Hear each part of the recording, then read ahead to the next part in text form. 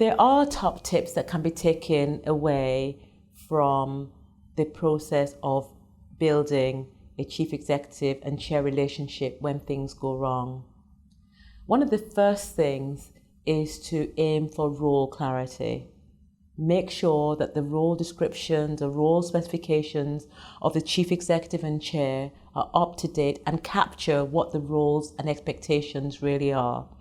This will help expectations, it will help boundary management, it will help to restore certainty around the very complementary roles.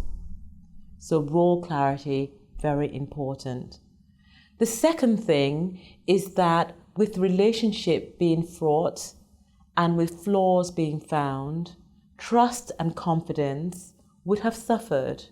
So it's important that both parties, the chief executive and the chair, candidly and honestly work out a way of restoring trust and confidence. How can this relationship be repaired? How can this relationship be put on a different, healthier footing? It won't be easy, but it will be possible. So healing a relationship is the second thing which is really important. The third thing which is important is that both parties establish very, very clearly, very consistently, and very firmly what is important to each of them. The chair will have a different thing, what is important to him or her. The chief executive will have a different understanding of what is important. However, in moving forward, they need to share what is important to both and work hard at ensuring that the needs of both parties are met. The fourth thing is that both the chief executive and chair learn from what has happened.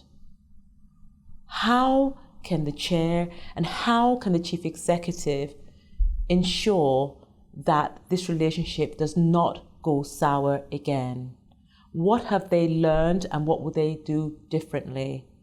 It's important for that to happen. And finally, it's important that they're able to draw a line under the issue and agree very clearly how they are going to move on, forgetting what has happened and going for a brighter future. So I say this importantly for where the mediation and the facilitation and maybe the one-to-one sitting down has worked, and where both parties take advantage of mentoring and coaching and other things.